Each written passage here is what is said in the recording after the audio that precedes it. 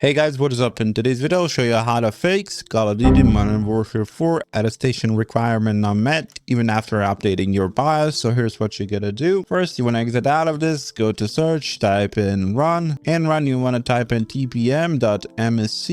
You want to click here on clear TPM and simply click restart, and this will restart your TPM module. After you do that, try playing the game and see if it works. Now, if that doesn't work, what also you can do is go to search, type in CMD, and you want to open it as an administrator. And in here, you want to copy these commands.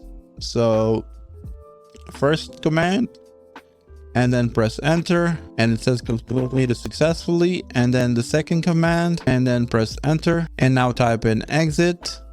And after you exit, you want to restart your PC and then relaunch the game and see if the game works properly. Now, if that doesn't help, what also you want to do is go to PowerShell, click run as administrator, click yes. And now in here, you want to type in this, Initialize-Tpm, and then press enter. And it says here TPM ready. And now you want to copy the second link again, and then type in enter. And here you'll see ready for attestation will be true, which means the TPM is working properly.